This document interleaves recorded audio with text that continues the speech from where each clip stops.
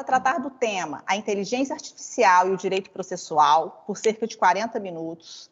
Eu tenho a alegria de convidar o professor doutor Dierle José Coelho Nunes, advogado, professor adjunto da Faculdade de Direito da UFMG e da PUC Minas, secretário adjunto do Instituto Brasileiro de Direito Processual, membro honorário da Associação Ibero-Americana de Direito e Inteligência Artificial, diretor executivo do Instituto de Direito Processual, membro da Comissão de Juristas que assessorou o projeto de Código de Processo Civil de 2005 e, não menos importante, torcedor, assim como eu, do glorioso Atlético Mineiro.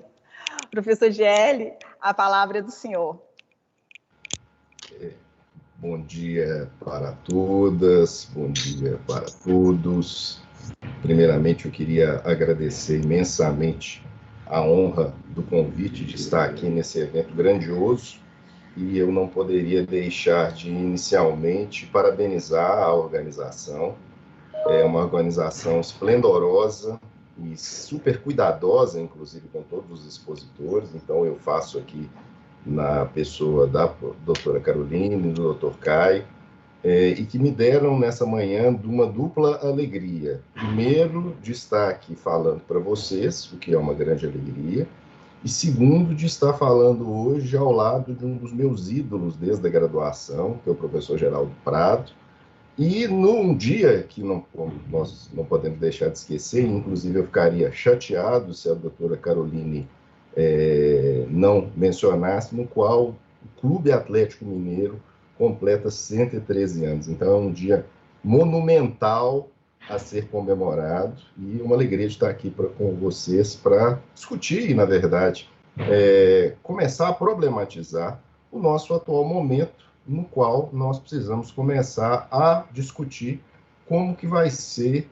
quais são as tendências para o tribunal ou para os tribunais do futuro, e em que medida que isso vai conversar com as tecnologias, e em que medida que isso vai permitir que nós comecemos a lidar com as tecnologias de um modo mais adequado, de um modo mais sofisticado, inclusive para se pensar em novos designs, em novas abordagens para os conflitos, mas sem descurar, em momento algum, dos riscos. E a minha fala breve aqui, pontual, ela tem por objetivo exatamente elucidar essa trajetória do emprego da tecnologia no campo do processo, no campo da resolução dos conflitos, através, basicamente, de um primeiro diagnóstico, no qual eu vou pontuar uma questão que me parece importante em termos de dados, porque esse é o caminho que nós precisamos traçar e trilhar a partir de agora no campo do sistema de justiça. Nós precisamos promover modificações a partir de dados e transformar esses dados em conhecimento para que eles permitam a formação de políticas públicas no campo da justiça, para que ele permita reformas no sistema processual e abordagens para o dimensionamento dos conflitos a partir de conhecimento e não simplesmente a partir da percepção pontual, às vezes, de um grupo de juristas muito qualificado, muito bem intencionado. Eu já tive oportunidade de participar de alguns processos formadores de leis processuais no Brasil e continuo fazendo, mas nós precisamos fazer uma ruptura. E essa ruptura caminha exatamente dentro desse movimento que nós vamos precisar trilhar a partir de agora. Mas eu preciso começar com um diagnóstico. Esse diagnóstico, ele parte de dados que são apresentados agora pelo conhecido Global Access to Justice Project. Para aqueles que não conhecem, na atualidade está ocorrendo um projeto análogo ao projeto Florença de Acesso à Justiça, que foi capitaneado por Mauro Capelletti de 73 a 78 e que nos gestou relatórios muito importantes que mudaram por completo o sistema processual no mundo inteiro a partir do relatório geral publicado em 78. E é daí que vem uma série de perspectivas em torno do acesso à justiça, a questão de uma série de abordagens, como é o caso dos juizados, das temáticas em torno do processo coletivo, etc.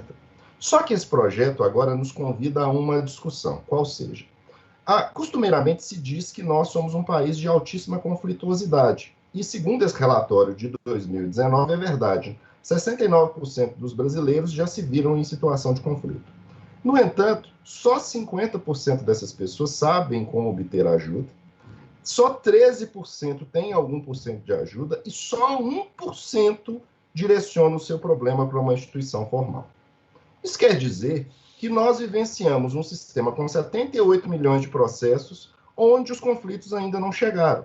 E que, provavelmente, parcela desses conflitos são fruto, na verdade, de um percentual grande de repeat players, de litigantes habituais, que é o poder público, as telefônicas, as instituições financeiras.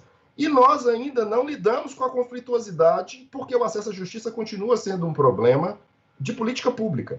Eu até apresento esse gráfico construído num texto da doutoranda da USP, professora Fernanda Suriani, que vai, inclusive, me presenteou com um texto para um livro novo que vai ser lançado nesse ano, no qual ela mostra aqui com clareza que nós temos, o Brasil é um dos países com altíssima taxa de conflituosidade, mas no qual o acesso ainda é baixíssimo.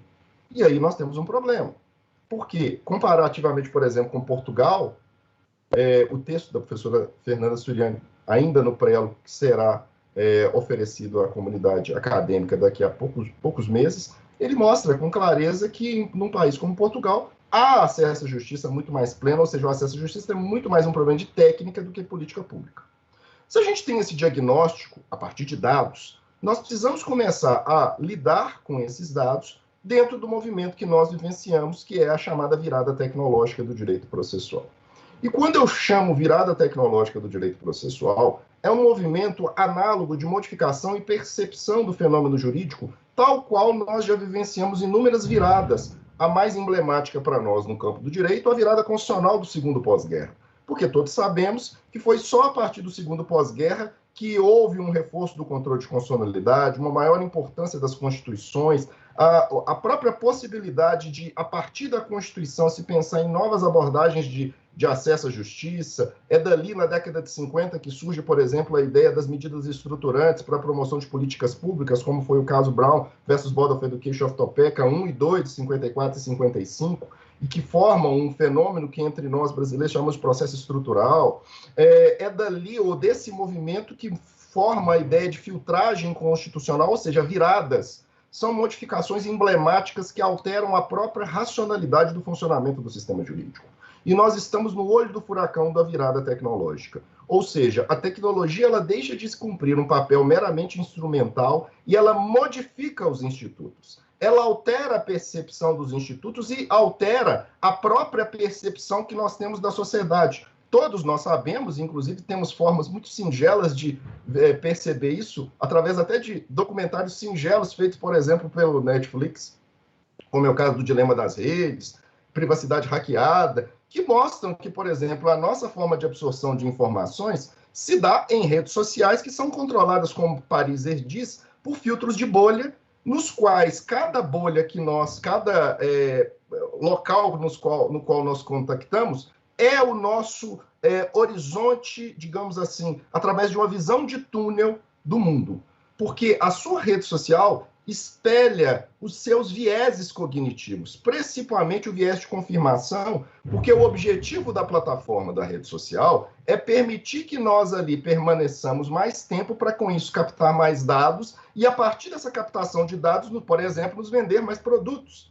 Porque, como se diz, se você não paga pelo produto, você é o produto e nós somos o produto na rede. Naquele ambiente, nós ali estamos fornecendo dados e vemos principalmente informações que nós gostamos, porque o objetivo das redes é fazer com que nós permaneçamos o máximo de tempo ali para aumentar a captação de dados, a nossa própria, o nosso próprio hackeamento, o nosso próprio diagnóstico de quem somos, para que eles permitam fazer, por exemplo, microtargeting, que é o quê? Publicidade direcionada, informações direcionadas com o que nós gostamos, porque a cada like, a cada compartilhamento, a cada comentário, nós temos injeções de dopamina que nos viciam, e nas pessoas mais novas esse vício fica mais manifesto e mais evidente, e ali nós não temos efetiva informação. Nós vivemos, como Lawrence Lessig diz há muito, verdadeiras tribos digitais. nas quais nós não temos uma visão do todo. Ou seja, percebam, nós vivenciamos, como Lasseg e Garrapon falam, uma revolução gráfica do sistema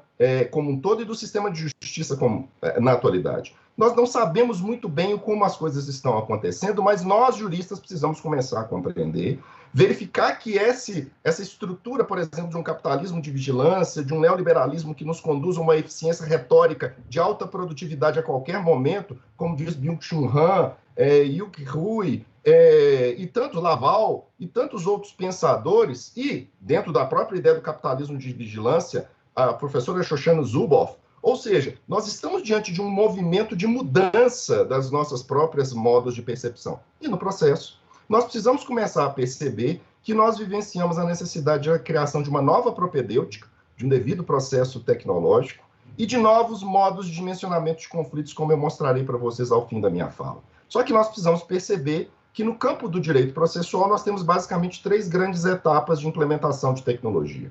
A primeira, a da digitalização. Percebam que são 3 etapas. Na primeira, digitalização, nós brasileiros estamos muito bem, porque nós temos um índice de digitalização brutal, segundo Justiça em Números. No ano passado, 90% do ingresso dos processos entre nós foi digital.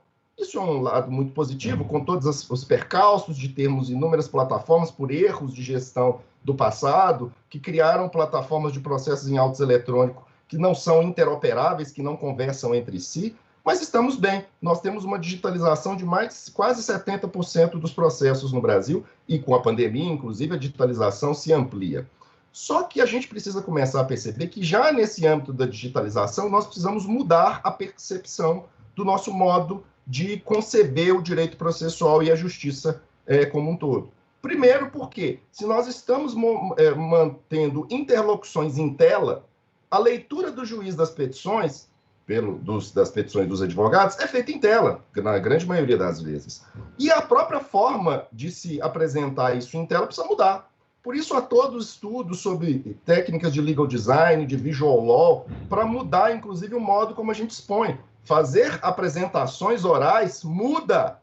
Se eu não me valer de elementos de design na minha exposição, eu perco a pluridimensionalidade da presença física perante o juiz e eu como advogado, e o juiz, numa sessão de julgamento longa, ele para de prestar atenção nos meus argumentos e, às vezes, a sustentação oral em videoconferência se torna inútil. Só que isso muda questões prosaicas, significa que a gente está mudando de meio e mudando a forma de nossa argumentação e muda, inclusive, a própria percepção de aspectos básicos que serão melhor trabalhados na sequência pelo professor Geraldo Prado. Mas há uma tendência, por exemplo, para o uso de provas atípicas no campo dessa justiça digital. Por quê? Eu começo a falar de blockchain para gerar maior segurança para a apresentação dos dados, eu começo a pensar na ideia dos logs, da própria estrutura do procedimento e de atos que acontecem no âmbito digital, porque é possível, inclusive, a prova negativa, eu falo isso com os meus alunos, hoje é fácil fazer uma chamada, é só verificar quem logou e quem não logou no sistema. E eu, com facilidade, consigo saber, ou seja, aquela ideia de que a prova negativa era probácio diabólica, mudou no âmbito digital. Os logs, que são essas impressões digitais que nós deixamos na nossa próprio modo como nós nos apresentamos no ambiente web e em um ambiente tecnológico qualquer, permitem provas muito consistentes. Eu permito e discuto novas formas de abordagem da prova, como o Wayback Machine, que consegue verificar, por exemplo, alterações em páginas da internet. E isso pode fazer prova, por exemplo, de uma calúnia, de uma questão que aconteceu na internet, que foi suprimida. Eu até sempre uso um exemplo bem singelo, está aqui extraído do Wayback Machine, a foto do meu escritório em 2013 e em 2019. Essas fotos foram retiradas do Wayback Machine. E já existe, inclusive, no exterior, e algumas pontuais no Brasil, que aceitam o Wayback Machine como prova.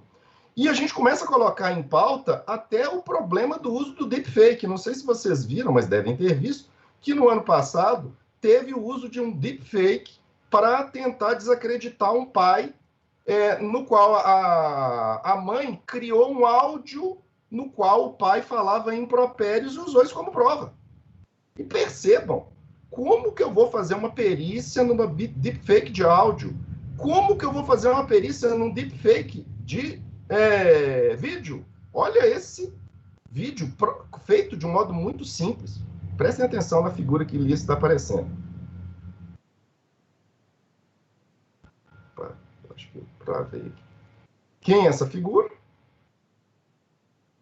Percebam, quando a gente aproxima, o deepfake vai ficando mais evidente que não é o Tom Cruise. Mas isso foi feito com um aplicativo caseiro. O nível de deepfake ele vai ganhando mais força e hoje, inclusive, se cogita a necessidade de uma outra inteligência artificial para constatar se um deepfake, porque as deepfakes estão ficando tão sofisticadas que peritos humanos, às vezes, não vão conseguir resolver, mesmo em equipes multidisciplinares. E já existe esse debate no exterior.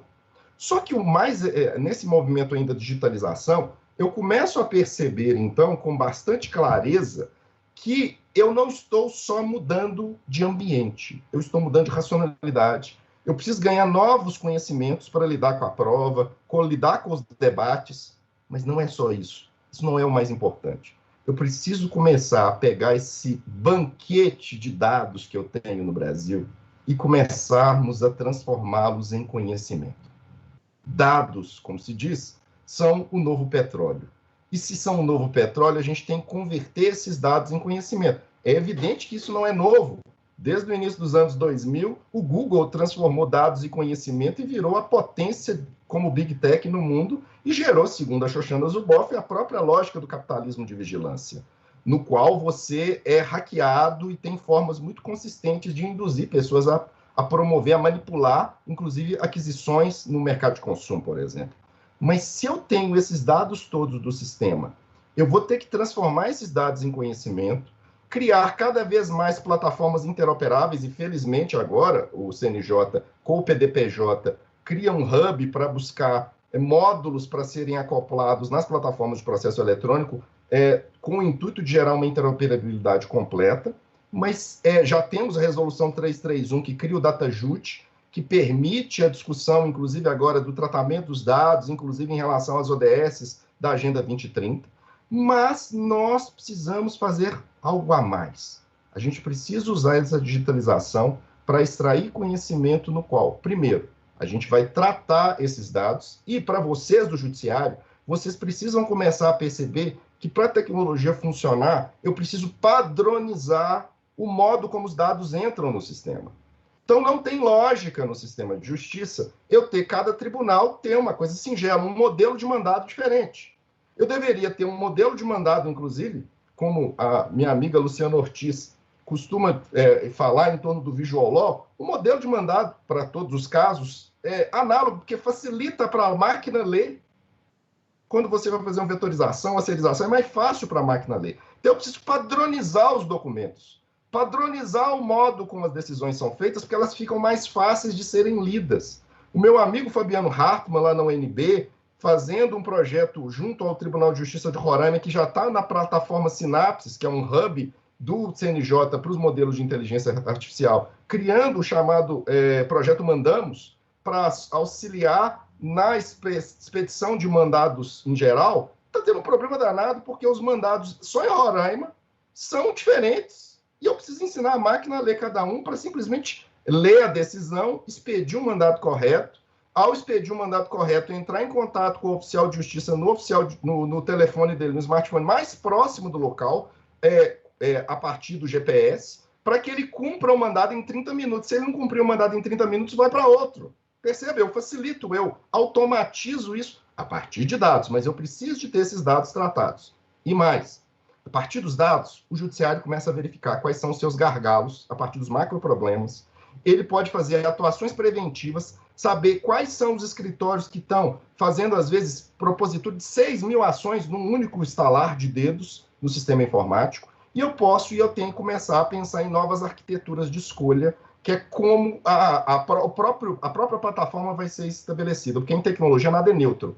Eu posso induzir comportamentos, como eu vou falar para vocês. E eu estou no primeiro movimento, a digitalização, que é pressuposto das outras. A segunda etapa de emprego de tecnologia é a automação. Nós, no mundo inteiro, temos uma tendência muito grande para automatizar.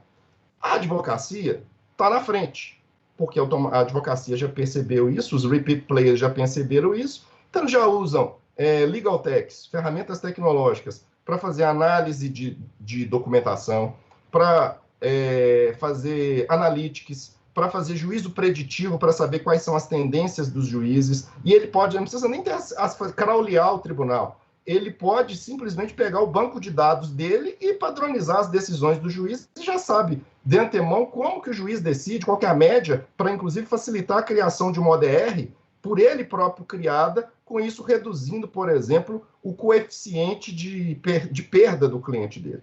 Então percebam que na advocacia estamos muito acelerados no mundo inteiro. E no Brasil também já temos inúmeras legal techs que já fazem isso, por exemplo, Turíbios no campo tributário, Data Lawyer no campo trabalhista, que já oferece soluções de prateleira para advogados para ter essas informações sobre o estado da arte do judiciário, oferecendo informações estratégicas.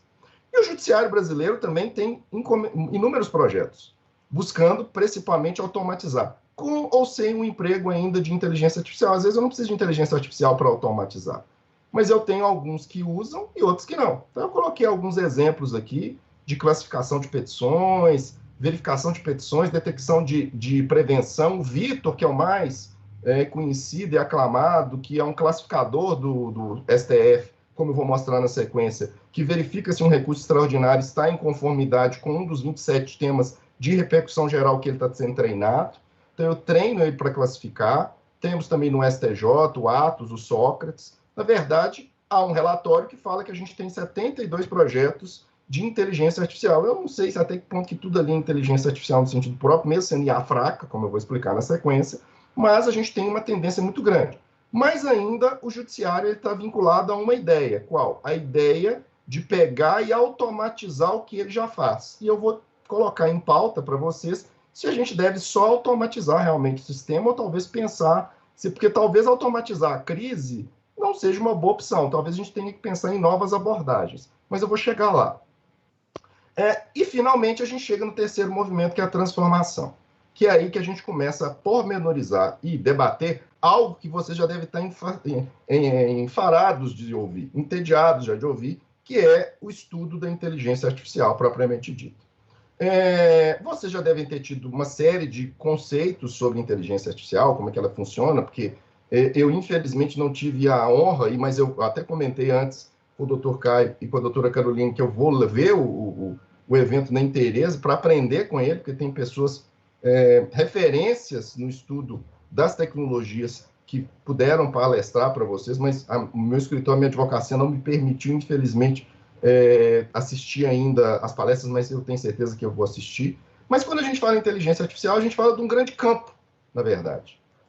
Eu coloquei aqui um conceito de um matemático, que é Medalha Fields, e é parlamentar na França, no qual ele fala que é um campo de conhecimento, na verdade, envolvendo várias. Mas, para simplificar, inteligência artificial, ao fim e ao cabo, acaba sendo uma tecnologia de propósito geral. Ela tem vários âmbitos, na nossa vida inteira. A gente usa inteligência artificial porque, basicamente, a gente está lidando com o quê? Com modelos algorítmicos para resolver, a partir de dados e de modelos, problemas definidos. Ou seja, eu padronizo dados, crio um modelo para que, a partir dos dados de entrada e saída, ele, com os novos dados e saídas, ele me resolva os problemas, que podem ser problemas simples. Pode, por exemplo, a gente tem IA, por exemplo, para destravar um celular por biometria, a finalidade dele é essa. Pode ter uma IA, um agente só para fazer o quê? Para nos mostrar qual que é o melhor trajeto, por exemplo, o Waze, para eu chegar num lugar. Tem um AI que nos auxilia a encontrar entretenimento, por exemplo, Netflix, que com base na sua navegação e na navegação de milhões de outras pessoas, ele já começa a saber quais são os seus gostos. Ou seja, IA é um campo no qual tem várias abordagens, mas como já deve ter sido dito a exaustão para vocês pelos técnicos, a mais costumeira é o machine learning, o aprendizado de máquina. Que é basicamente você ensinar a máquina a partir dos dados e modelar uma estrutura para ela resolver os seus problemas. A IA, como vocês já devem ter ouvido, ela surge ou ela ganha um destaque maior num texto do professor Alan Turing, lá em 1950, que começa com esse podem as máquinas pensar, porque a ideia da IA é emular em alguns aspectos da cognição humana. A ideia do aprendizado de máquina também já deve ter sido explicada a exaustão, então eu não vou gastar tempo com isso. Tem várias abordagens, aprendizado supervisionado, não supervisionado, por reforço que no direito é mais incomum de ser utilizado, porque ele é utilizado para treinar robôs, jogos, etc, etc. Mas eu queria falar algumas coisas para vocês. O aprendizado supervisionado, como vocês sabem, já deve ter sido explicado para vocês, você tem experts domains, ou seja, especialistas, por exemplo, do direito, para eu etiquetar as informações para ensinar a máquina o que ela precisa ler. Então, por exemplo, eu vou ensinar a máquina o que são cachorros para tentar mostrar para a máquina que um cachorro é diferente, por exemplo, de um muffin. Então, e ela trabalha a partir de dados, ela não sabe, a inteligência artificial, o que ela está resolvendo. Um exemplo de IA treinada no judiciário a partir de aprendizado supervisionado é o Vitor. Então, eles foram uma equipe da UNB, de doutorandos, mestrandos, juristas, eles etiquetaram os arquivos dos recursos, dos documentos do processo, rotularam para que eles conseguissem, para que a máquina conseguisse fazer essa classificação dos recursos e vinculá-los a temas de repercussão geral. O Vitor ainda tem estágio, ele tem treinamento, ele ainda tem operação, mas ele tem um nível de acurácia, de precisão bastante considerável já. E ele é só um classificador. Mas perceba, eles estão adotando essa abordagem. Uma outra abordagem é o aprendizado não supervisionado, que você coloca os dados e ajuda a máquina a parametrizar os dados para encontrar soluções. O exemplo que a gente tem no judiciário é o Atos, do STJ, que tem o maior dataset do poder público, pelo menos consta, com mais de 8 milhões de documentos. E ele faz o quê com os recursos especiais? Ele faz isso aqui, ó. Ele classifica o que é igual para auxiliar no julgamento e coloca e separa o que é diferente para auxiliar no trabalho dos assessores. E aí nós chegamos ao AMPA, que também já deve ter sido... Eu vi que vocês tiveram uma palestra sobre isso, então não vou nem me alongar, porque vocês já sabem a exaustão, como é que funciona o processamento de linguagem natural. Já deve ter sido explicado para vocês. E o processamento de linguagem natural, ele é o nosso carro-chefe aqui no campo do direito. Porque a gente precisa ensinar a máquina através, na atualidade, a abordagem mais comum é o Deep Learning, e você vai tentar ensinar a máquina a fazer representação contextualizada, ou seja, ela lê e entender os documentos jurídicos. Então, ele vai conseguir obter o quê? Similaridade, semântica, inferência, e, para tanto, eu tenho um problema, um duplo problema no Brasil. O primeiro problema é que nós não temos um corpus em português para fazer um PLN adequado no Brasil. A gente tem inglês, com muita consistência, mas que eu saiba, nós não temos em português nenhuma grande plataforma altamente operacional em termos de corpus, porque não é só ensinar a máquina a ler, é a máquina entender, por exemplo, que um conceito jurídico, por exemplo, ação, num documento pode significar um monte de coisa.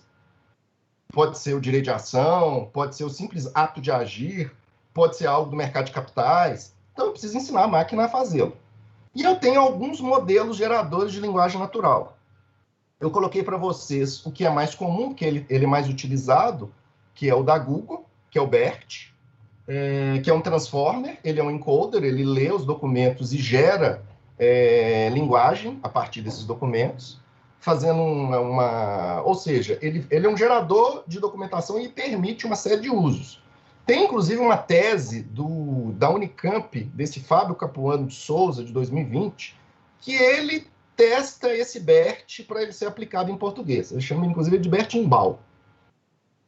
Essa tese, inclusive, está à disposição de vocês na internet, é só vocês pegarem o Google lá que vocês conseguem ter acesso à tese. Mas é uma tese ainda, então eu não sei até que ponto, eu não tive contato com o pesquisador para saber até que ponto que ele é operacional em termos de uso.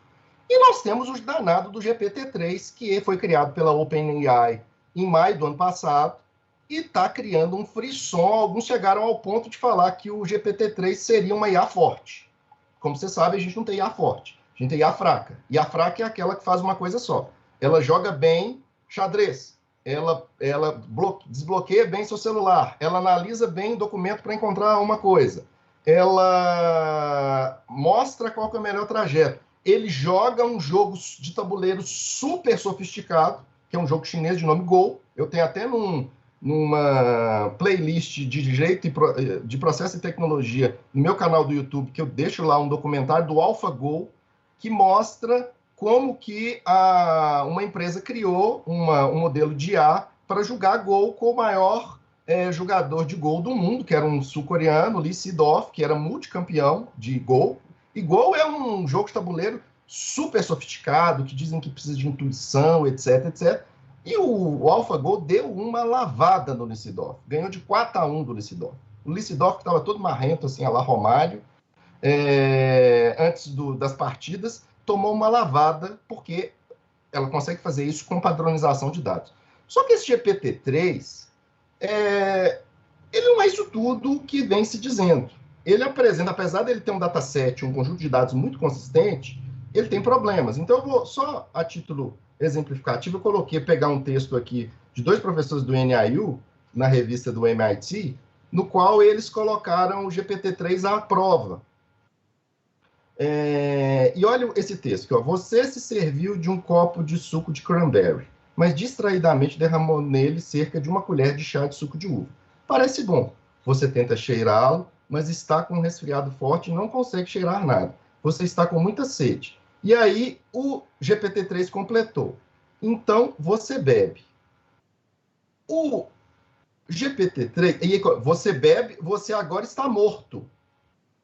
O que ele completou é essa parte em negrito. Você bebe, você agora está morto. Ou seja, o GPT-3 está associando que um suco de uva é veneno. Perceba que é um absurdo o que ele completou. Um outro exemplo. Vou ficar só em 2 exemplos para não gastar o meu tempo para poder falar mais coisas mais relevantes. Você é advogado de defesa e precisa comparecer ao tribunal hoje. Ao se vestir pela manhã, você descobre que as suas calças de terno estão muito manchadas. No entanto, seu maiô está limpo e muito estiloso. Na verdade, de alta costura francesa. Foi um presente de aniversário de Isabel. Você decide que deve usar, e aí o que o GPT-3 completa. O maiô no tribunal. Você chega ao tribunal e é recebido por um oficial de justiça que acompanha até a sala do tribunal. Ou seja, perceba que o erro que o GPT-3 comete uma coisa prosaica. Então, isso que o pessoal da tecnologia está falando, que é um negócio super legal, a gente tem que tomar cuidado. E não só ficar nesses cuidados. Porque a IA, ela padroniza dados e te dá respostas. E eu vou passar muito rapidamente nisso. Então, ele pega aqui, esse é um modelo de IA da IBM para reconhecimento de fotos. Então, ele pegou para tentar separar um lobo de um cachorro, de um husky. E ele o fez. E veja a explicação que o modelo da IBM chegou para mostrar que isso aqui é um lobo. A explicação é a presença de neve. Percebam mais uma vez que isso é absurdo. Mas porque ele não sabe o que ele está fazendo, ele só está parametrizando os dados e oferecendo informações. E eu não estou falando de um modelo de IA qualquer, não, um modelo de reconhecimento digital da IBM, treinado para reconhecer informações. Mais exemplos. Isso aqui é o Depixelizer. Ele pega fotos e, com base num dataset, num conjunto de fotos anteriores, ele reconstrói as fotos. Ele pega fotos depixeladas ou distorcidas e reconstrói. Legal, né? Olha o que ele fez com a foto desse cidadão, que todos conhecemos. Ele transformou o Obama num cara branco. Porque o dataset, o conjunto de dados, é importante para o modelo de IA. Se o dataset for mal feito, maltratado, os dados foram maltratados, ele pode dar uma resposta obtusa, como essa. Inclusive, isso gera um grande debate hoje no mundo inteiro sobre o uso de modelos de IA para reconhecimento não chamado policiamento preditivo, no âmbito criminal. Porque a IA resolve problemas, mas ela trabalha com dados estatísticos. E ela não trabalha, muitas vezes, com fairness. E por isso que nós temos a resolução 332, que fala em accountability, fairness, transparency, etc, etc. Mas os problemas já chegaram no direito. Nós temos aqui o COMPASS, que é o exemplo mais emblemático do mundo, que é um acrônimo desse perfil corretivo de gerenciamento de ofensores nas sanções alternativas nos Estados Unidos, que basicamente é o quê?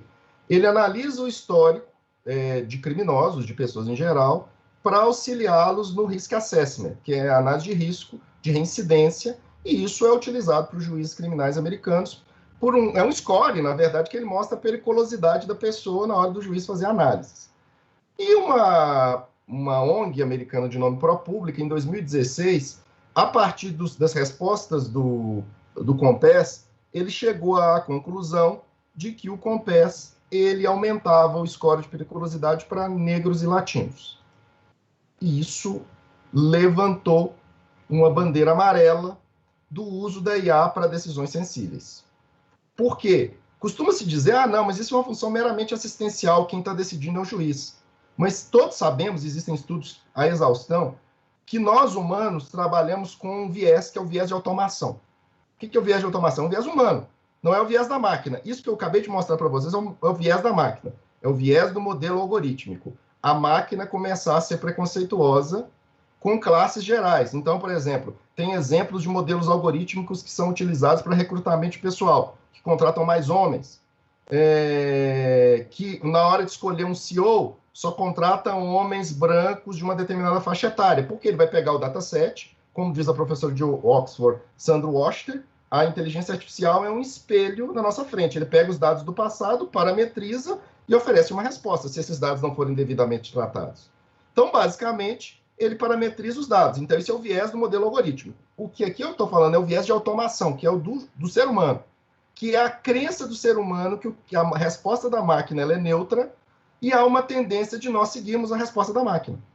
Então, um exemplo muito prosaico, normalmente ninguém briga com o Waze para mudar de trajeto. E o Waze nos coloca nas mãos furadas. Isso é o viés da máquina. Porque a ideia, não, mas a IA é só uma coisa assistencial, não vai alterar. Ou seja, a gente precisa começar a discutir até que ponto que a IA pode ser utilizada em decisões sensíveis, e existem várias abordagens para lidar com o modelo de bias, que é desenviesamento da máquina. Tem uma série que eu não vou entrar nisso, você já deve ter tido explicação disso com muito mais proficiência do que eu tenho capacidade de oferecer para vocês. Já deve ter sido apresentado para vocês o chamado Matthew Washing, que é você usar os dados acidentalmente para induzir erros, que pode ser feito, nesses casos, com mulheres têm menos probabilidade de verem anúncios de empregos pagos no Google. Tem um estudo sobre isso, por conta do viés do modelo algorítmico, ou pode ser feito de propósito. Esses funcionários do Facebook mostraram que suprimiam notícias,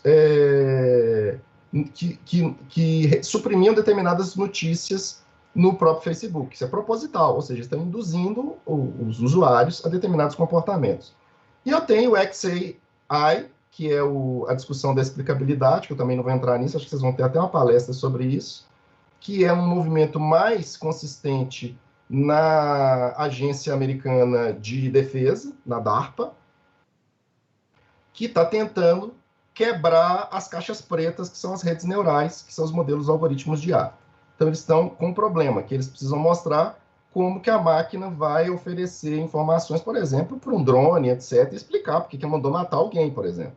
O problema deles, inclusive, é mais grave do que o nosso no direito. Mas essa área da XAI, da inteligência artificial explicável, é um grande campo que ganha cada vez mais força. Então, perceba que a gente tem essas 3 fases de emprego da tecnologia, que hoje são etapas que se dão em etapas conglobantes. Eu não tenho mais só digitalização, só automação, só emprego de... A gente é tudo junto e misturado. E a gente precisa saber como fazer isso. Já temos questões importantes, como é o próprio caso das resoluções para dimensionamento dos... como é que fala? Para estabelecer como que os modelos de IA devem ser estabelecidos, a 332, inspirado, inclusive, numa ótima norma da Comissão Europeia, um trabalho sensacional feito no CNJ. Só que a gente, a partir dessa ideia de que houve a virada e que tem emprego de tecnologia, a gente tem que tomar um cuidado na justiça, vocês, porque, como diz um professor de Stanford, David Engstrom, nós temos pelo menos 4 cenários de emprego de tecnologia de agora em diante. Quais sejam? Um modelo que seria o ideal, no qual advogados de ambos os lados têm muito conhecimento jurídico e têm emprego de legal techs para facilitar suas informações e torná-los mais eficientes. E eu tenho um judiciário também que emprega a tecnologia de alta performance, em especial para se autoconhecer. Para saber, por exemplo, como que os juízes julgam, qual que são as variações de entendimento de cada magistrado, para gerar aquilo que o 926 do Código de Processo Civil fala, uma jurisprudência estável, íntegra e coerente. Isso seria o paraíso que o próprio Engström chama de democratização do processo. Mas, infelizmente, o próprio Engström, e eu percebo que nós caminhamos para esse último aqui embaixo, que é a distopia da litigância, no qual eu tenho litigantes habituais com muito conhecimento jurídico, com alta performance de legal tech. Do outro lado, usando a classificação do Galanter, eu tenho litigantes ocasionais que não têm isso. E eu tenho um judiciário que emprega tecnologia muito, mas às vezes não emprega tecnologia para o seu autoconhecimento. Isso vai favorecer, obviamente, quem? O litigante habitual, que vai ter um diagnóstico, cada um de vocês, juízes, como vocês decidem, vai utilizar modelos para saber, inclusive, o que vocês gostam. Eu tenho um aluno da UFMG que está modelando uma IA para extrair das decisões de vocês qual que é, por exemplo, o doutrinador que vocês gostam mais, o tribunal que vocês gostam mais, para enviesá-los na hora de fazer as petições. Então, o jogo é esse. E o jogo é bruto. E então nós precisamos pensar o quê? Que a gente precisa mudar. E a mudança que eu defendo é pensar na chamada abordagem de DSD, que é o Dispute System Design, que é identificar as causas do conflito, perceber a existência de padrão e criar soluções customizadas. Tanto para gerar etiologia, ou seja, saber quais são as causas do conflito, e para ter clareza do impacto da arquitetura de escolha. Não dá mais para acreditar, sem dados, em soluções, por exemplo, modelo multiportas. Eu não adoro modelo multiportas. Legal, vamos, conciliação, mediação. Falando modelo multiportas tradicional, a partir da lógica do Sander, lá da década de 70. Por exemplo, a gente fala que conciliação é super interessante. Olha os dados do Justiça em Números segundo os níveis de conciliação, desde que o CPC, que fala em multiportas, artigo 3º para 3º, artigo 165 seguintes. Olha a alteração da conciliação. E vejam que o número, por exemplo, de sejusques aumentou na última linha aqui, muitíssimo. Então, me parece que as soluções tradicionais não estão resolvendo. Então, a gente precisa de pensar e nos tornarmos novos designers de sistema de gestão de conflitos. A partir dos dados transformados em conhecimento, a gente tem que verificar quais são os problemas que a gente tem, fazer uma análise dos processos a partir de mineração de dados e mineração de processos. E como que a gente vai fazer isso? Talvez a pergunta não seja mais como automatizar o sistema só, mas sim como criar novas abordagens para lidar com os conflitos. Essas etapas que eu defendo são as etapas basicamente do DSD no mundo inteiro. A gente tem que ter metas, a gente tem que ter a participação de todos os envolvidos, os stakeholders, saber qual que é o processo, a estrutura, quais são os recursos físicos de pessoal. Eu preciso de ter pessoal, porque eu preciso de ter equipes multidisciplinares para criar perspectivas tecnológicas. Não é só juristas. Há um consenso de que eu preciso de equipes multidisciplinares. Eu preciso saber os recursos que eu tenho. Eu tenho pessoal de TI adequado, pessoal bem estruturado. E eu preciso, obviamente, testar e ver se funciona, porque em tecnologia nada está pronto. Sempre é construído. Basta vocês pegarem os celulares, como que eles foram mudando, às vezes um explode. Ou seja, é a mesma coisa. A gente está lidando com tecnologia. E eu tenho um exemplo emblemático aqui no Brasil de DSD customizado, que é o caso da OI, do Tribunal de Justiça do Rio de Janeiro, que na recuperação judicial da OI eles viram que o TJRJ ia entrar em colapso. O que eles fizeram? Eles criaram uma DSD com uma facility, com uma entidade de infraestrutura específica. Eles criaram uma ODR vinculada ao processo e eles fizeram, até os últimos dados, 42 mil acordos num lapso temporal super, ou seja, uma DSD customizada, que eles resolveram um problema de uma recuperação judicial insolúvel com emprego de tecnologia. E quais são as abordagens, momentaneamente, que a gente tem nesses meus minutos finais que eu possuo? A primeira, a mais conhecida, é a da ODR, das Online Dispute Resolutions, que emprega a tecnologia, como diz Enquete e Rifkin, desde 2001, como quarta parte. A resolução online não é só pegar a DR e colocar tecnologia.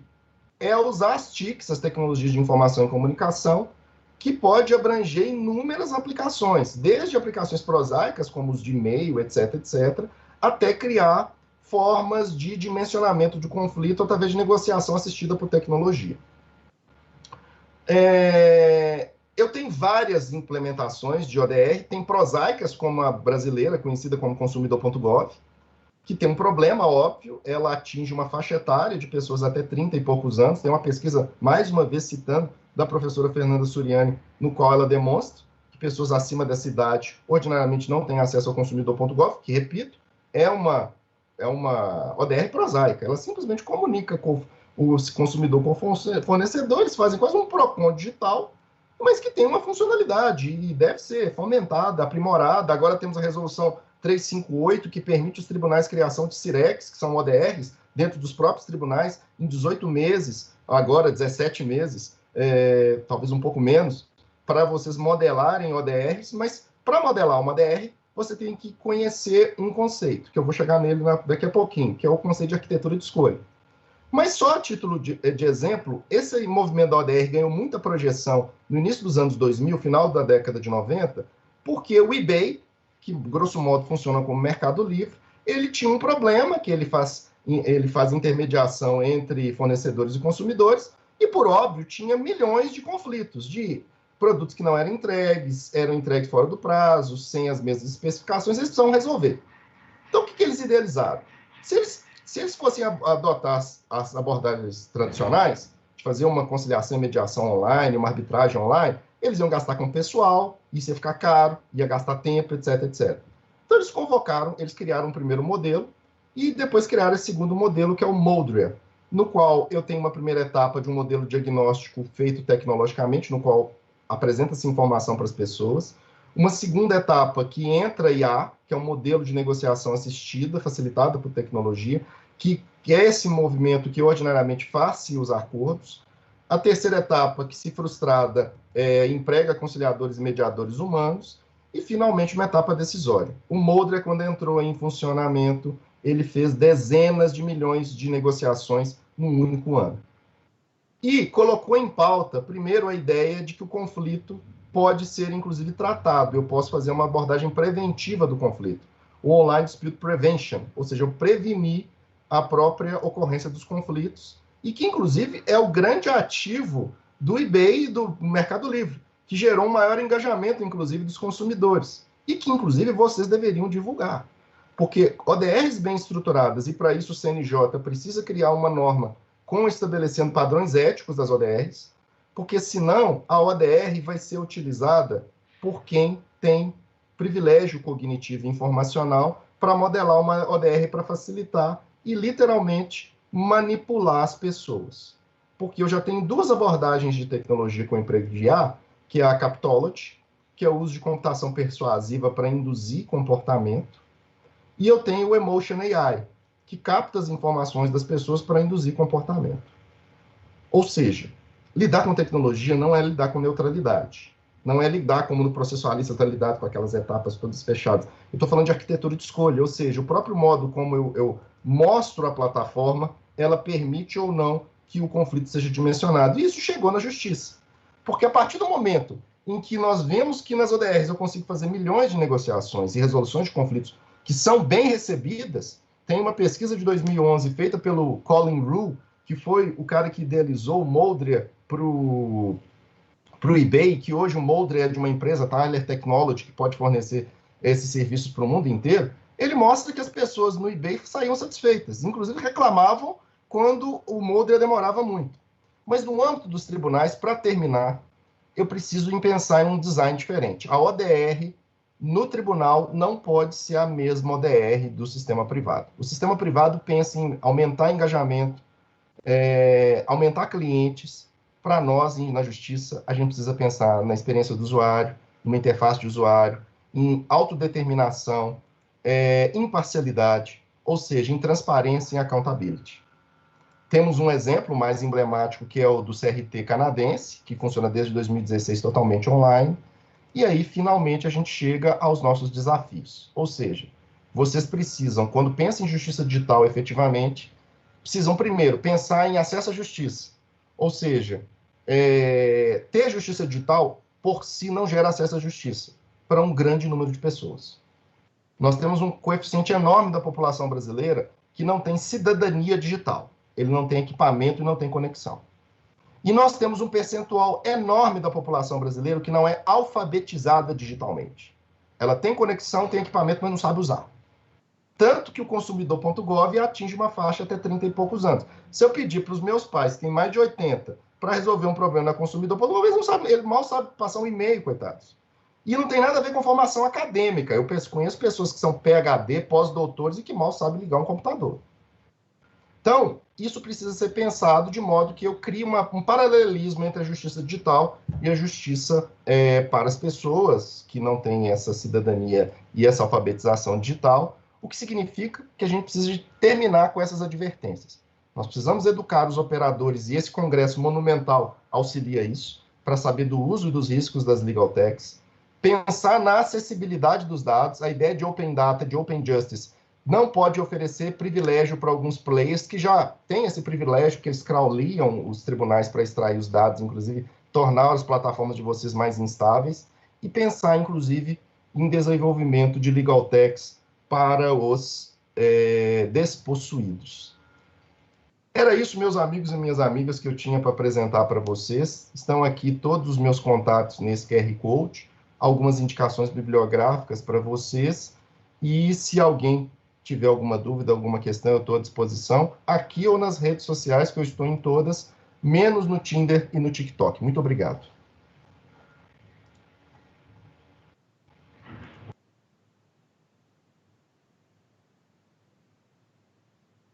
Professor Gierle, que fala sensacional. Muitíssimo obrigada. Nós vamos encaminhar todos os elogios, mas eu queria só registrar alguns que já foram postados aqui. Quantos exemplos interessantes, palestra instigante, dados são um novo petróleo, perfeita analogia. Samuel Cerzosini, Gierle é um monstro, muito bom, maravilhosa explanação. Temos que ir além de padronizar a estrutura de dados dos sistemas. A Monique, o Bertimbal, só para completar, já pode ser usado em ferramentas do mundo real, como o NER. Nós tivemos, inclusive, a palestra do professor Fábio Cosman, que trouxe aí um projeto da USP, utilizando, que busca a utilização da linguagem em português. Foi Olha, que legal. Muito bacana, junto com outros países. Uma feliz coincidência. Sim. Espero que ele não tenha dito que eu estava errado, assim, porque pode ser que eu esteja desatualizado. Não, muito antes, pelo contrário. E nós temos várias perguntas. Eu não sei se nós vamos conseguir responder todas aqui, mas a gente, peço se o que o professor não conseguisse, depois puder passar para a gente. Vou começar aqui com a pergunta do Aleandro, de Ribeirão Preto. Tive o prazer de trabalhar com o Leandro em Guarulhos. Como compatibilizar o uso da inteligência artificial diante do aumento das crescentes demandas judiciais? Poder-se, por exemplo, utilizá-la para a triagem de petições iniciais, notadamente nas execuções fiscais. E aqui eu queria colocar um ponto. Naquela primeira etapa da digitalização, a pulverização de sistemas dentro da Federação Brasileira, dentro do Poder Judiciário brasileiro, gostaria que o senhor falasse dessa dificuldade de padronização com essa pulverização de sistemas. Talvez a grande dificuldade que o judiciário tem de, inclusive, padronizar num único sistema, ou PJE, ou o que seja, Houve uma tentativa com a ministra Carmen Lúcia, enfim. Então, será que na verdade, a nossa dificuldade é inicial, de padronizar um único sistema, na verdade, doutora Caroline, houve um erro, que eu não sei em que âmbito que ele se deu, que foi o erro de não saber como que a tecnologia funciona. Porque a tecnologia, ela precisa de padrão para ter uma melhor extração de dados. Sim. Então, agora, felizmente, o CNJ tem um movimento grande para essa padronização. Sim. Seja das plataformas, para elas se tornarem interoperáveis, para elas permitirem, como um celular, pegar aplicativos para as suas plataformas, porque eles já viram que a ideia de estabelecer uma única plataforma é muito difícil, Sim. porque passa por, inclusive, questões políticas e escolhas que dizem respeito à própria autonomia dos tribunais, então isso é um problema. Então, ou seja, a gente tem que caminhar para uma padronização, mas isso é uma coisa que me parece que é basilar. O judiciário deveria padronizar questões padronizáveis. Eu não entendo como é possível ter um mandado diferente em cada vara. Isso, para mim, é um negócio inexplicável do ponto de vista básico de gestão. Porque para a máquina ler isso, porque quando eu poderia aqui vir e falar assim, nossa, o negócio da inteligência artificial é maravilhoso, ele lê, entende, extrai dados, é tudo bonitinho. Vai participar de um projeto para modelar uma IA, para você ter noção de como que o negócio é difícil. Então, eu acho que o judiciário, ele deveria pegar as questões mais simples e lidar com as questões mais simples e com os problemas maiores. Um exemplo que casa com a preocupação aí é o projeto Elis do Tribunal de Justiça de Pernambuco, que está lidando exatamente com a execução fiscal. Eles fizeram mineração de processos, eles verificaram na estrutura dos processos deles quais eram as etapas que o processo tinha gargalos, problemas, e eles treinaram através de uma abordagem que nem é rede neural, porque a rede neural tem o problema de ser caixa preta, de ser opaca e de não ser explicável, pelo menos momentaneamente, apesar de todo o boom em torno das preocupações acadêmicas em torno da XAI, que é a inteligência artificial explicável, mas que ainda não é explicável. E eu estou falando, eu peguei textos recentes da DARPA, que eles estão pelejando lá, e eles são uma agência nacional americana de guerra, ou seja, de defesa. Eu estou falando, não é de um orçamento de um órgão público, eu estou falando de uma coisa que está lidando com trilhões que é o grande negócio americano. Então, eles têm dificuldade. E, no caso do Elis, eles usaram uma inteligência artificial mais simples, que é a árvore decisória, porque ela é explicável, para que ela explicasse, ao olhar a petição inicial, quais eram os problemas da petição inicial, para indicar o advogado que ele deveria corrigir, para analisar a CDA, a certidão da dívida ativa, e ver se tinha algum problema, até constata se tem prescrição e decadência. Agora eles estão modelando na próxima etapa para fazer esse esbajute. Ou seja, tem etapas que eu acho que podem ser, a partir de mineração de processos, eu permiti, inclusive, reformas processuais. Existem estados, por exemplo, o estado de Utah, nos Estados Unidos, e tem um exemplo da Finlândia, e já me contaram, mas eu não tenho uma constatação bibliográfica para falar que seja verdade. Me contaram, um pesquisador estrangeiro me contou isso, que em Singapura eles também fizeram isso. Eles mineraram o processo, viram que tinham etapas processuais que eram desnecessárias e reduziram as etapas processuais. Sumarizaram a estrutura procedimental sem perda de direito fundamental, sem perda de acessibilidade, sem perda de legitimidade. Porque a pauta que às vezes me parece que atrapalha o discurso dos tribunais é uma pauta de neoliberalismo processual, como eu falo desde o início dos anos 2000. Ou seja, é uma ideia de uma eficiência que por vezes é retórica, porque hoje falar em eficiência é falar em nome de Deus, né? Já há alguns anos a gente falava de dignidade da pessoa humana, era o jeito de falar em nome de Deus. Na década de 30 era o princípio autoritário, se você pegar os textos do direito. Hoje é falar em eficiência, que por vezes é uma eficiência retórica. Porque na prática ela acontece, melhora a vida de vocês como juízes, melhora a vida principalmente do cidadão? Não, a vida de vocês é cada vez mais complicada, vocês têm cada vez mais... Parece que estão enxugando gelo. Então a gente tem agora uma coisa que a gente nunca teve, a gente tem dados e poder, trabalhando esses dados, eu posso ter conhecimento. E o que me causa espanto, mas ao mesmo tempo felicidade, o espanto é da demora que o judiciário brasileiro, capitaneado por óbvio pelo CNJ, teve de só começar a preocupar-se com isso nas gestões do ministro Dias Toffoli e agora, felizmente, com maior amplitude, na gestão do ministro Luiz Fux. Com essa preocupação, com essa pauta, inclusive com uma equipe super bem preparada, tem vários amigos no CNJ, pessoas muito bem preparadas, que têm essa interação entre direito e tecnologia, com performance, que conhecem o do métier, porque entender a tecnologia, meus caros, é um negócio complicado pra caramba.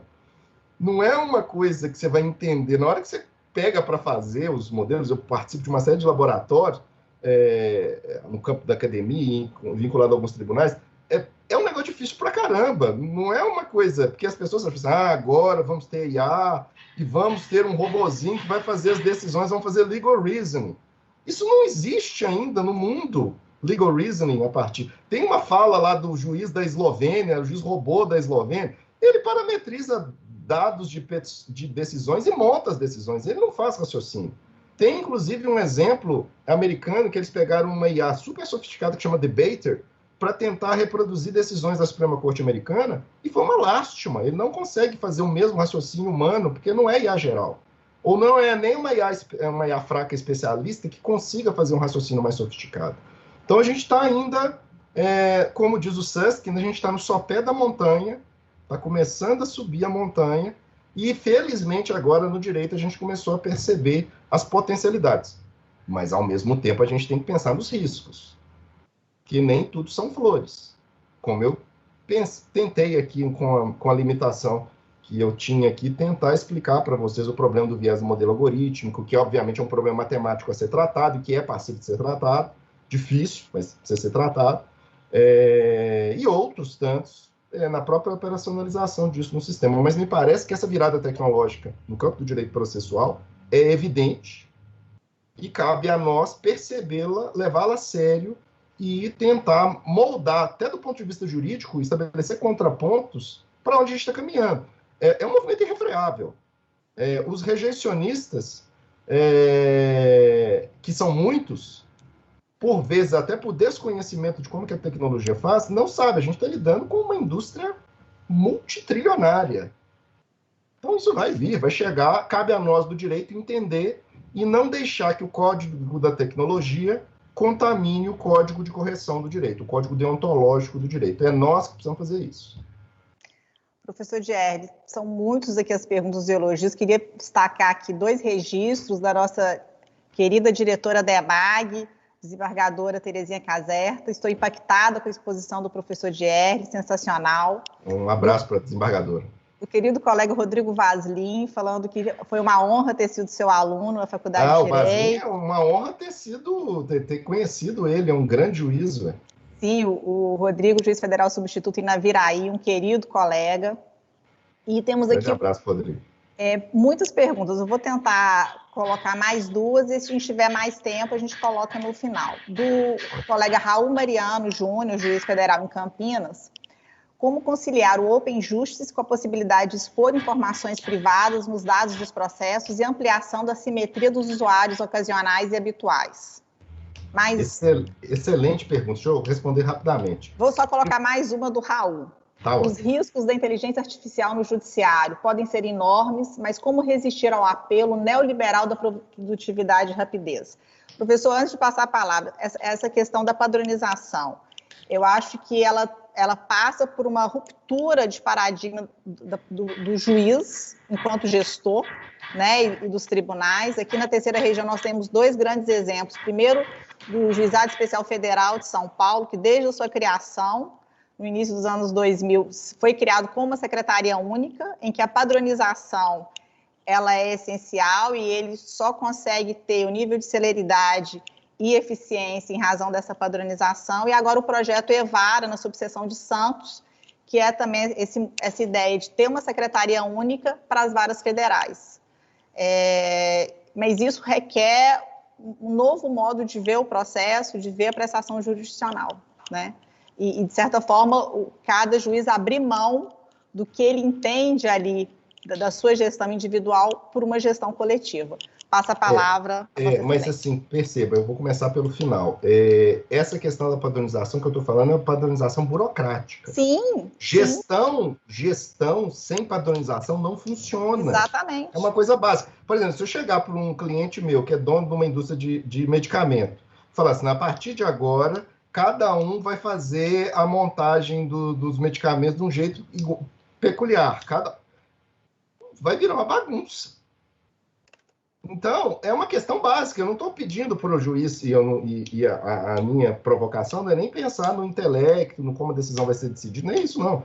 É pensar, eu preciso ter um modelo de como que o mandado é expedido.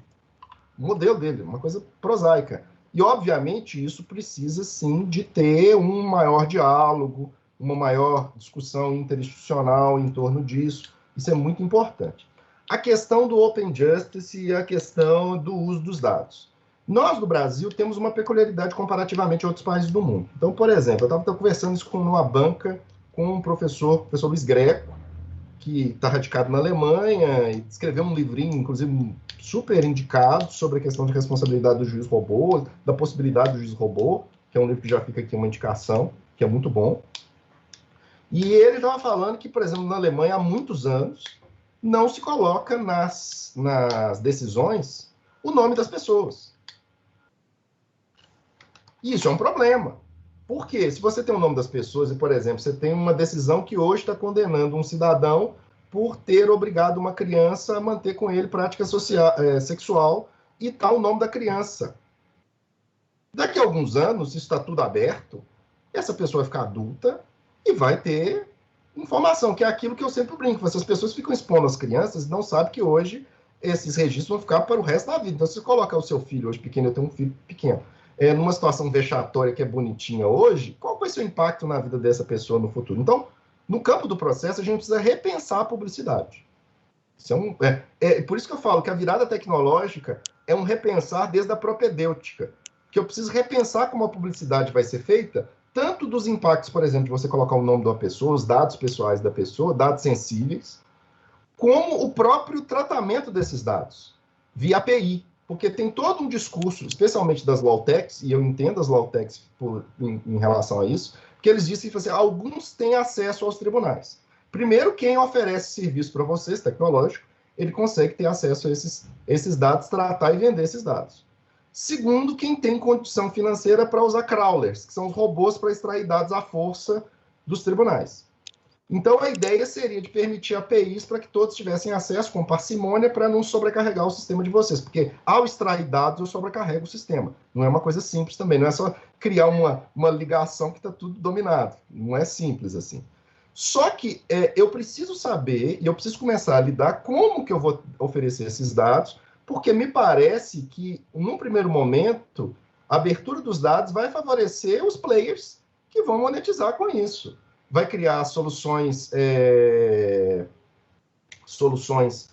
de prateleira para, por exemplo, criar uma legal tech para fazer analytics do judiciário e vender via Netflix para os advogados, que aí ele entra ali e fala assim, como que esse juiz decide? Aí esse juiz, numa negativação, ele fixa tanto.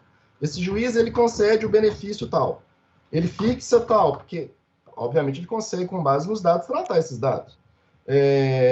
Então, eu acho que nós vamos ter um caminho ainda até termos soluções de prateleira acessíveis para todos. E na atualidade a situação é pior. A gente tem poucos players que têm acesso privilegiado a isso. Eu não sei o que é pior. Isso é um dilema. Isso é um dilema. Porque, por exemplo, você tem o maior escritório do mundo, que é a AGU, tem o Sapiens 2.0, que faz um bocado do trabalho dos advogados públicos. Tem interoperabilidade com um bando de plataformas para ter acesso a documentos, etc, provas.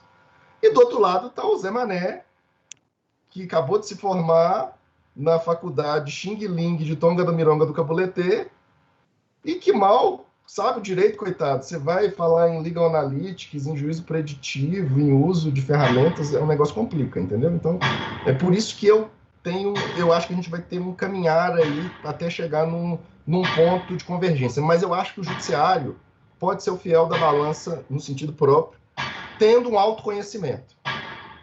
O judiciário precisa investir em tecnologia para se conhecer.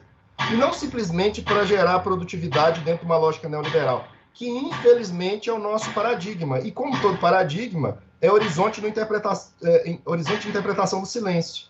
A gente não problematiza. Todos somos neoliberais, todos buscamos produtividade, ficamos tristes quando a gente não está produtivo. Você não está fazendo nada, você diz, nossa, não estou fazendo nada, você fica chateado, como diz o Byung-Chul Han. Como se a pessoa não tivesse o direito de virar e falar assim, hoje eu vou ficar à toa e vou me sentir bem em ficar à toa. A pessoa fica à toa e fica ansioso, chateado, porque tá. Isso é o paradigma gritando, falando, produza, monetize, gere valores. E esse que é o problema. Lutar contra paradigma sempre foi um desafio. E normalmente são os pensadores, os juristas que começam a fazer isso. E eu acho que o judiciário pode também fazer iniciativas importantes para superar e romper o paradigma dessa lógica que não resolve da produtividade, de tentar criar filtros à força para os casos chegar no judiciário. Quem já estudou DSD com um pouquinho mais de consistência sabe que em DSD tem uma coisa básica. Conflito precisa ser resolvido. Conflito não pode ser barrado. Se você barrar o conflito de um modo, ele chega de outro modo. É um negócio assim meio de adaptação darwiniana dos conflitos. Então, o judiciário há muito, e o modelo reformista processual, inclusive, faz isso. Ele foi tentando criar barreiras para a pessoa chegar no sistema.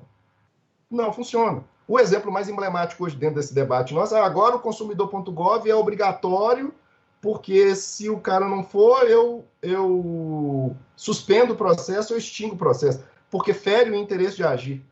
Para que isso? Por que não faz igual alguns tribunais, o TJDFT, vinculou o consumidor.gov ao PJE, tem interoperabilidade, adaptação procedimental por tecnologia. A pessoa ingressa com a demanda, ele já cai no consumidor.gov. Resolve lá, beleza. Não resolveu, continua o procedimento. Não prejudicou o cidadão, não prejudicou o acesso à justiça, não teve que fazer um malabarismo para reinterpretar o Código de Processo Civil quando fala em interesse de agir. Manteve o acesso à justiça, ganha a eficiência do consumidor.gov sem ter que fazer uma interpretação cerebrina do interesse de agir. Então, eu acho que a gente tem que parar de complicar e pensar em resolver o problema para todos. Se a gente não tiver essa perspectiva, a gente não vai melhorar o sistema em termos de eficiência real e não retórica, e em termos de legitimidade e correção. Professor Dierle, vou passar a palavra ao colega Caio, que quer fazer uma última pergunta. Obrigado, Carol. Professor Dierle, em primeiro lugar, queria parabenizá-lo pela excepcional palestra, né? Que os elogios mostram isso, e eu fiquei aqui, aprendi muita coisa interessante e fiquei impressionado com o seu conhecimento profundo, não só do panorama atual da tecnologia, como também do que acontece do outro lado do balcão, né? Não só na magistratura, no judiciário, mas também na AGU, enfim, o senhor tem um conhecimento bastante vasto, né? E foi preciso em tudo que o senhor falou. Naqueles momentos o senhor ficou em dúvida, mas eu não sei se está assim mesmo, não está? Tá, está exatamente assim como o senhor descreveu. Então, meus parabéns. Obrigado. Bom, eu vou tentar fazer uma pergunta, assim, eu sei que eu tenho inúmeras perguntas, mas eu vou poder fazer uma só, a gente já está no finalzinho do tempo. Na verdade, até ultrapassamos um pouquinho, mas eu acho que valeu muito a pena. Eu vou fazer uma pergunta que é complicada, eu reconheço, mas eu vou pedir para o senhor responder sucintamente. Claro. E lamento ter que fazer isso, porque mereceria uma resposta prolongada. Mas aqui quando a gente pensa em inovação no judiciário, e essa é uma área em que eu tenho atuado bastante, então é algo bem próximo a mim, né? Nós costumamos falar assim, de início, inovação não é tecnologia. Inovação é processo de trabalho. Então, o primeiro passo é pensar no processo de trabalho. A tecnologia tem que ser agregada depois, se fizer sentido naquele processo de trabalho. Exatamente. E isso que o senhor falou a respeito de saber o que automatizar, eu acho fundamental. Ontem nós tivemos uma palestra interessantíssima aqui com um colega da magistratura do trabalho, professor Leonardo Vandelli. É muito interessante sobre esse tópico. Será que nós temos que repensar a automação? Repensar o que automatizar? E ontem nós tocamos justamente nesse assunto de que nós automatizamos como um mecanismo de defesa contra a demanda em massa. Só que nós não refletimos sobre as causas da demanda em massa. Nós tentamos várias soluções processuais, mudamos a legislação várias vezes para enfrentar o assunto, e parece que o assunto nunca se resolve. E aí o senhor, nessa sua palestra, foi abrindo algumas perspectivas sobre esse assunto. Eu achei fantástico isso. E a minha pergunta seria, na verdade, nós podemos formular a partir daí várias perguntas, né, evidentemente, mas eu vou me limitar a uma. Em relação à descoberta das causas e repensar os processos de trabalho, hoje nós temos duas ferramentas importantíssimas no judiciário, que são os centros de inteligência e os laboratórios de inovação. Eu não sei se o senhor conhece a fundo esses mecanismos, né, mas, ou pelo menos tem uma ideia do que se trata, mas qual o senhor acha que poderia ser o papel dessas duas ferramentas que nós temos hoje na solução da litigância em massa, para que a automação seja feita da forma correta? E nós possamos sair do ciclo vicioso de automatizar o problema e nos expor à ação de agentes maliciosos, como o senhor bem colocou, né? Advogados que já estão percebendo as nossas vulnerabilidades e usando isso, às vezes, para favorecer, como o senhor falou, o jogo é bruto, né? Para favorecer as pessoas que já têm poder, já têm condições, né? Seria isso. Oi, doutor Caio, a pergunta do senhor é maravilhosa, sensacional, e assim como o senhor disse, é uma pergunta que eu gastaria assim, uma hora para responder, mas assim, sendo objetivo, só uma questão de uma preliminar aqui, tem um barulho aqui ao fundo que é uma obra, não estou usando aquele widget Escaper para fugir do evento, não, porque tem um widget que você cria hoje para você fugir das plataformas. Aí você coloca barulho de obra, barulho de bebê, os barulhos aqui são todos naturais, viu? Mas precisamente em torno da sua consideração, a primeira coisa que a gente precisa perceber é uma coisa que eu falo muito antes de estudar tecnologia, que eu falo em processo. O direito processual sempre se preocupou com as consequências e nunca se preocupou com as causas. É o momento de se preocupar com as causas. Só que antes eu não tinha como saber as causas, porque eu não tinha como mapeá-las. Agora eu tenho. Porque agora eu consigo saber que o escritório com o advogado da OAB tal, na data tal, propôs tantas mil ações robotizadas. Que em tal lugar está tendo a propositura de um novo litígio repetitivo desse perfil. Eu consigo fazer isso, eu só preciso tratar os dados. Perceber que eu tenho uma riqueza de informações que eu posso transformar em conhecimento. Então, eu acho que o primeiro movimento é o da percepção de que o judiciário precisa mudar o movimento dele, que ele sempre teve, e que é um problema do processualista e do processo, que é pensar em trabalhar consequências. Nós podemos tratar as causas agora. Isso é possível, porque eu consigo mapeá-las no nascedouro. Eu não vou usar a tecnologia só para resolver o problema que, ordinariamente, em todo tribunal que eu já fui, o pessoal do tribunal fala assim, a gente tem que resolver o problema da classificação.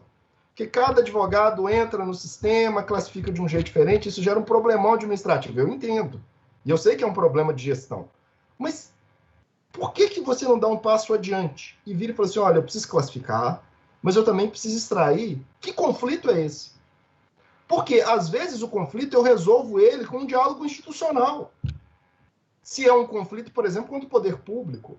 Eu me recordo aí dos anos, quando o Estado de Minas Gerais tinha um outro governo, que o governador e na equipe do governo criou a Escola de Saúde Pública, quando estava no início ali da eclosão da judicialização da saúde. E eu era um pesquisador, ajudava lá nas pesquisas, que basicamente eles estavam querendo o quê? Eles estavam querendo verificar quais eram, e a pesquisa era feita processo a processo, pelo grupo de trabalho humano, para saber quais tipos de medicamentos e tratamentos estavam sendo pedidos, para ver se eles absorviam para a política pública do Estado para ficar mais barato.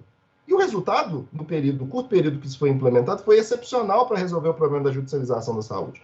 Ou seja, eles não impediram as pessoas de judicializar a saúde, eles resolveram o problema ex ante. E você impediu no judiciário um bando de processos. De um problema sensível, que é a vida das pessoas, a saúde das pessoas, especialmente nesse momento que nós vivenciamos.